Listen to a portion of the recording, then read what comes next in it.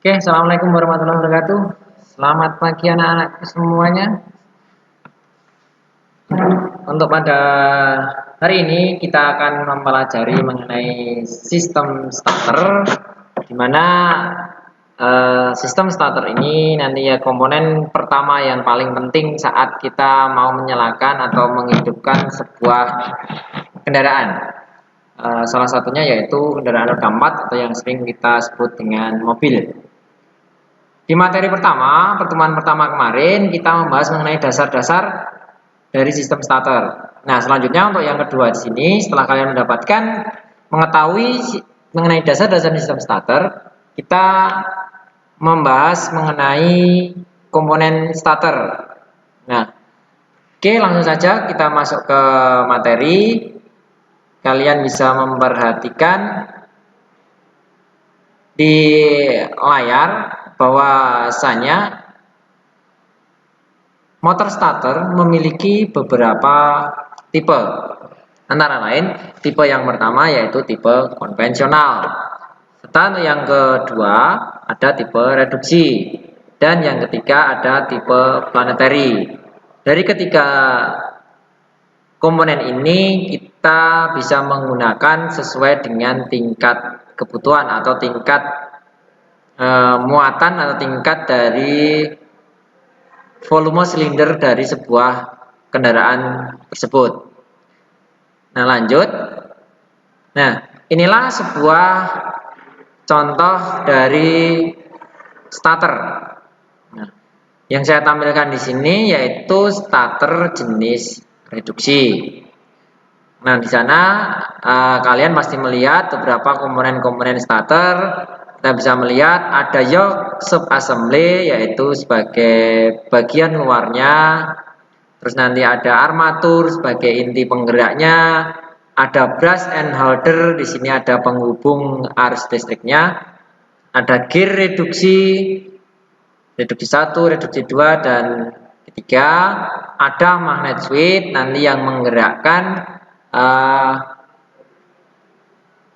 pinion gear untuk berhubungan dengan flywheel, serta ada overrunning clutch atau kopling otomatisnya atau kopling searahnya. Nah, kita akan membahas yang pertama yaitu ada magnet switch. Apa tuh yang dimaksud dengan magnet switch? Magnet switch, ada yang tahu? Nah, magnet switch di sini yaitu komponen yang nanti digunakan untuk menggerakkan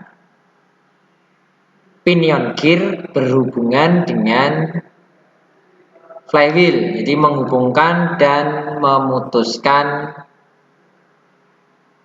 pinion gear dengan flywheel. Nah, bisa kalian perhatikan di sini seperti yang gambar di sini ada main kontak, ada kontak, jadi nanti ada yang berhubungan saat kalian mengaliri arus listrik pada magnet switch ini, nanti kontak di sini akan berhubungan dengan hole ataupun dengan pole. Nah, isinya apa toh di dalam magnet switch itu? Magnet switch yang pertama nanti ada plunger. Apa toh Pak plunger itu? Plunger itu yaitu digunakan sebagai pengarahnya atau bagian pegangannya. Serta nanti ada drive spring itu pairnya, pair utama, ada return spring, pengembali pair, terus nanti ada plunger shaft.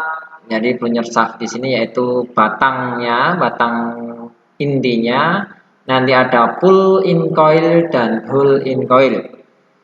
Jadi nanti di sini di mesin magnet switch di sini nanti yang terjadi yaitu adanya pull dan hole. Nah, pull in coil ini akan terjadi yaitu pull in coil difungsikan untuk mendorong yang namanya drive lever, sehingga drive lever memberikan gerakan pada pinion gear.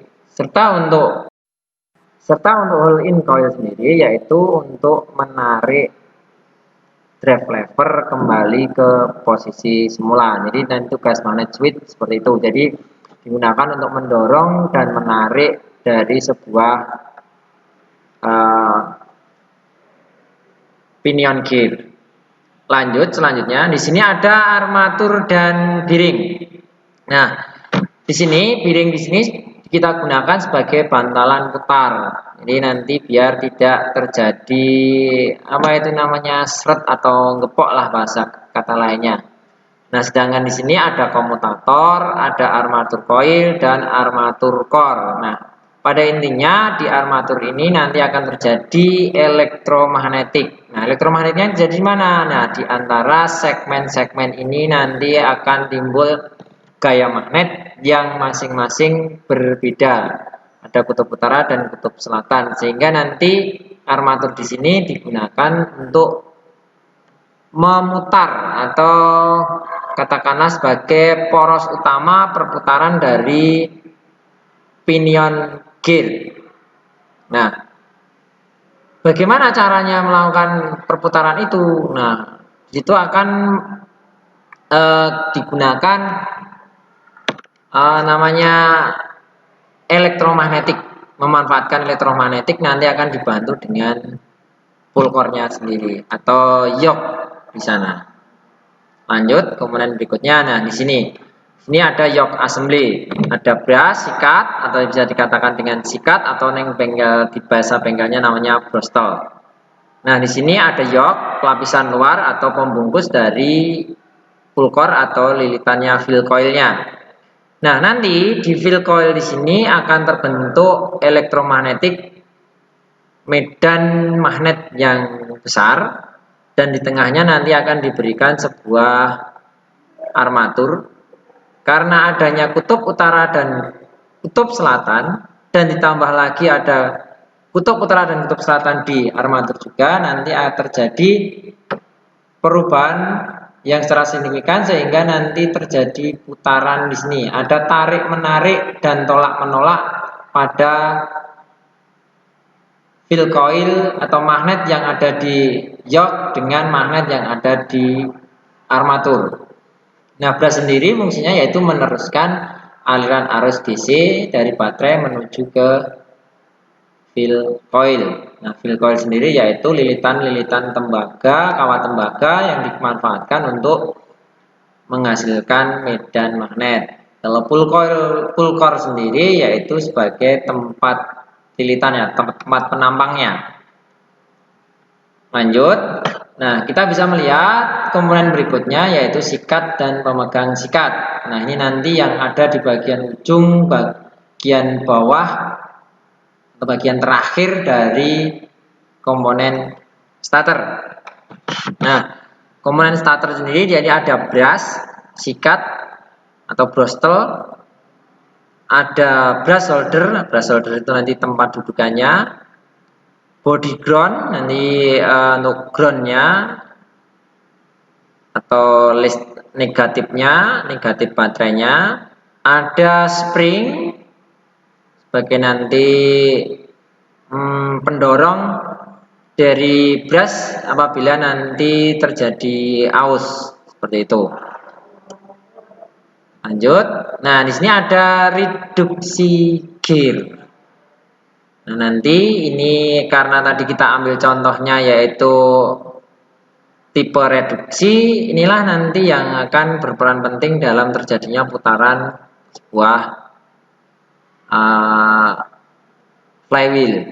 Ada drive gear atau sumber utamanya yang memutarkan, ada idle gear itu nanti penghubung, ada clutch gear. Nah, ini clutch gear-nya nanti yang terakhir yang berhubungan dengan roda gigi pinion. Nah, kita bisa membahas drive gear ini nanti berhubungan langsung dengan yang namanya armatur sebagai penggerak utamanya. Kalau idle gear di sini sebagai membantu pergerakan dari atau memperingan atau mempermudah atau memperkecil momen yang ada di selain untuk membantu momen di putaran diklat gear, di sini ada ball bearing. Ball bearing ini sebagai bantalan dari klat gear itu sendiri, serta ada gigi pinion. Lanjut. Nah, ini ada off-running klat. Inilah nanti yang akan berfungsi kok bisa maju dan bisa mundur, nanti prosesnya di sini. Nah, di klat gear di sini dan ada klat roller.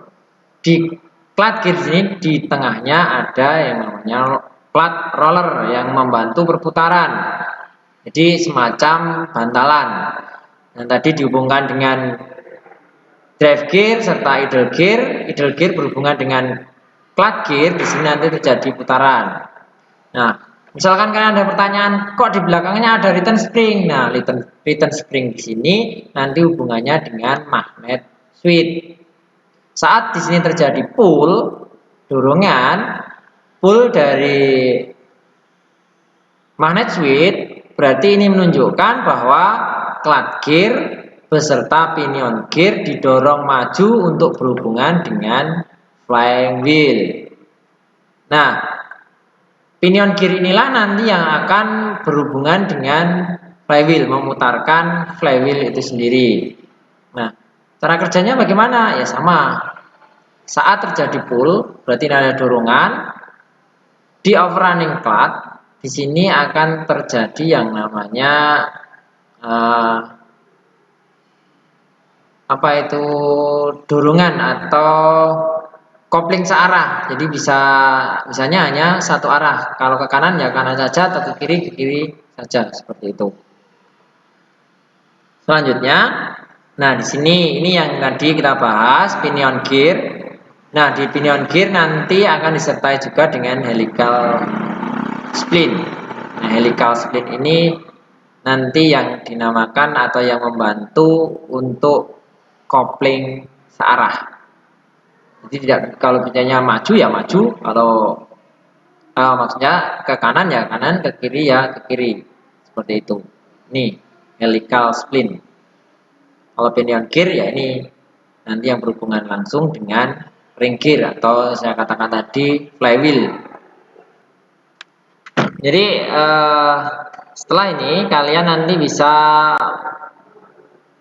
mengerjakan soal-soal yang nanti akan di-linkkan atau kalian bisa melihat di deskripsi. Nanti ada beberapa soal untuk membantu kalian memahami dari komponen-komponen starter tersebut. Nah, selanjutnya untuk pertemuan besok kita bisa membahas lagi mengenai cara kerja sistem starter. Mungkin itu dulu yang bisa saya sampaikan. Terima kasih. Akhir kalam, wassalamualaikum warahmatullahi wabarakatuh.